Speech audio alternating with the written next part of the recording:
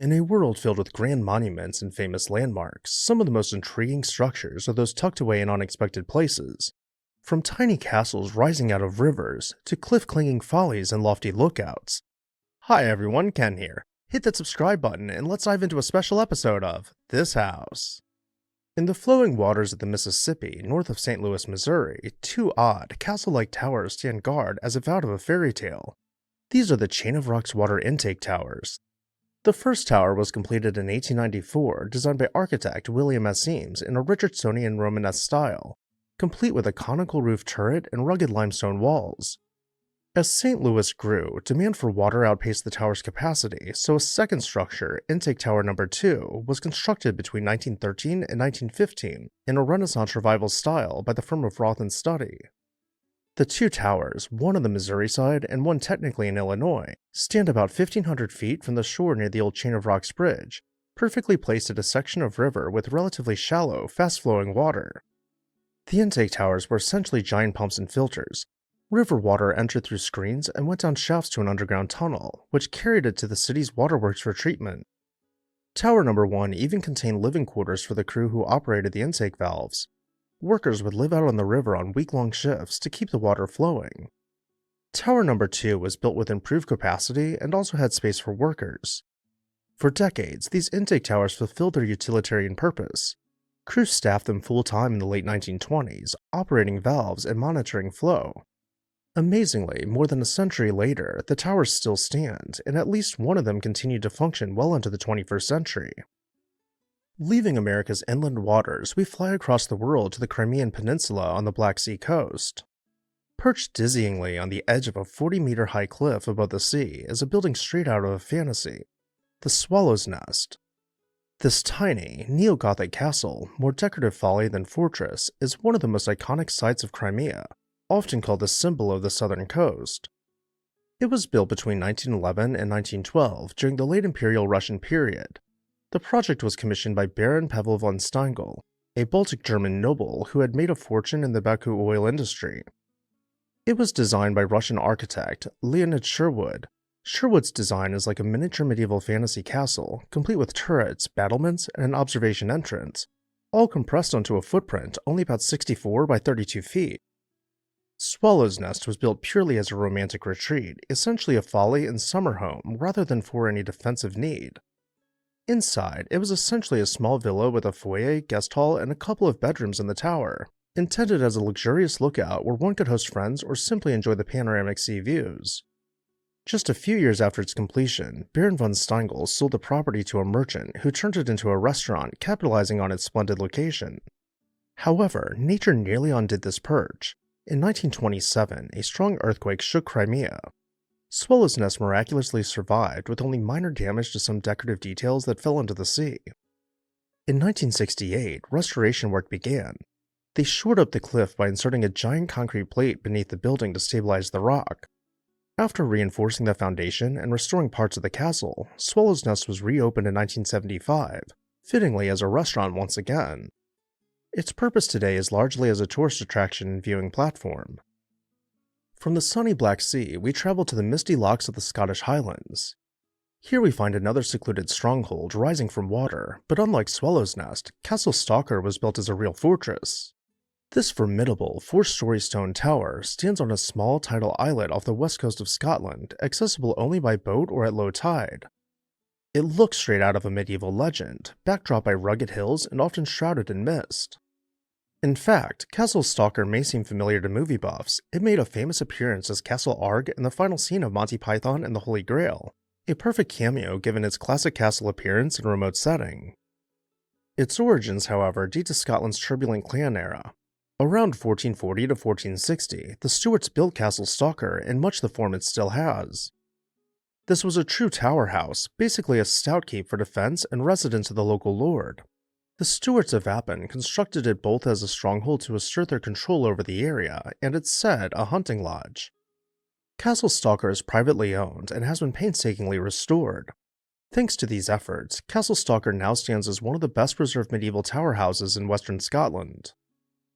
Next we'll venture to the heart of Central Europe, the Rhine River Valley in Germany, to find a castle that seems plucked from a storybook and planted midstream. Burgflatz Grafenstein, often called the Flaz, is a small stone fortress perched on a rocky island in the middle of the Rhine. With its white walls and black slate roof, this little castle has been likened to a ship eternally moored in the river's currents. The castle's story begins in the 14th century. It was established by King Ludwig IV, then ruler of the Holy Roman Empire. At the time, Rhine River commerce was booming, and territorial lords often financed their realms by charging tolls on passing ships.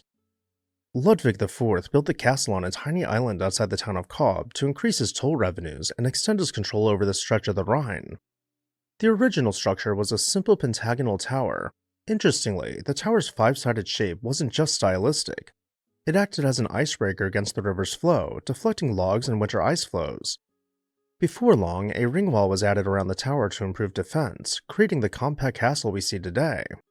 Speaking of today, the Grafenstein's castle's purpose is cultural rather than martial.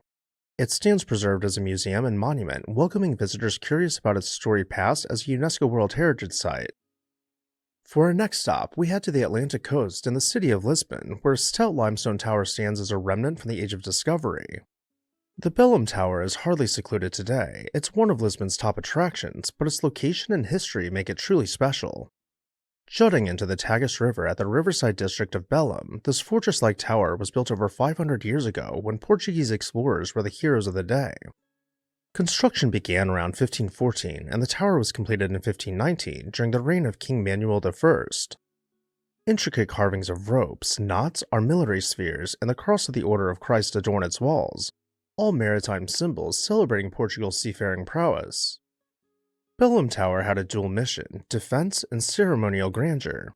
King Manuel's predecessor, John II, had envisioned a line of fortifications to protect Lisbon's harbor entrance, and Bellum Tower was the realization of that plan.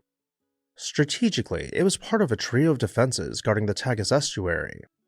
At the same time, it was built as a ceremonial gateway to Lisbon, essentially a monumental guardian that would greet ships sailing in from distant lands.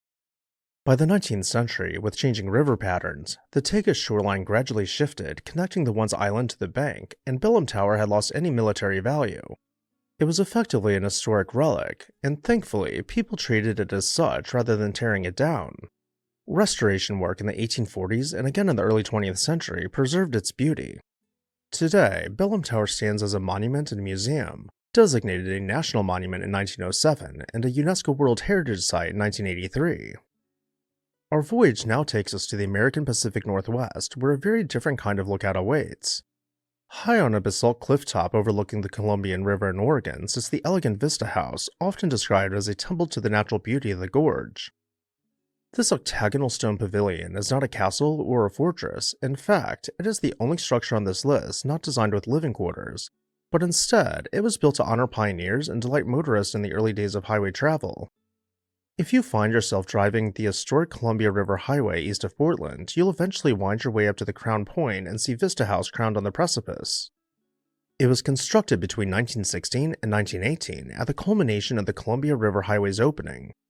This period was the dawn of the automobile age. Model T Fords were chugging along new scenic roads, and American road trip tourism was being born. Samuel Lancaster, the chief engineer of that highway, envisioned an observatory at Crown Point where travelers could stop to soak in the magnificent panorama of the Columbia River Gorge. When it opened in May 1918, some critics grumbled about its extravagance. Its interior was trimmed with marble and bronze, costing around $100,000, an enormous sum for that time. In fact, locals jokingly nicknamed it the $100,000 outhouse because it did include lavatories for travelers and was more lavish than a simple roadside rest stop had any right to be. Today, Vista House operates as a museum and interpretive center, as well as a rest stop for tourists driving the scenic route. For our final destination, we climb to the highest hill in the city of Budapest. There, atop János Hill on the Buda side of the capital, stands the Elizabethan Lookout Tower, a charming, neo-Romanesque lookout named after a beloved queen. Like our last entry, this structure isn't a castle or a fortress at all. It's essentially a monument and viewing tower. But its stone turrets and arches, set in a peaceful wooded park, give it the aura of a fairy tale castle turret with a panoramic mission.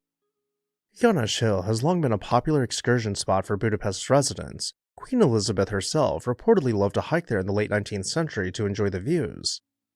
After her untimely passing in 1898, the idea arose to commemorate her with a permanent lookout tower on the site. Its purpose today is much the same as in 1910.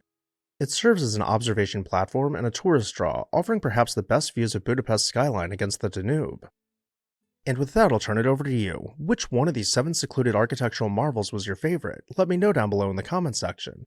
Our goal in 2026 is to hit 1 million subscribers, so if you are one of the 1 to 2 million monthly viewers of this channel that are not subscribed, please consider hitting that subscribe button so we can reach the goal together. As always, thank you all for watching, and I'll see you next time on This House.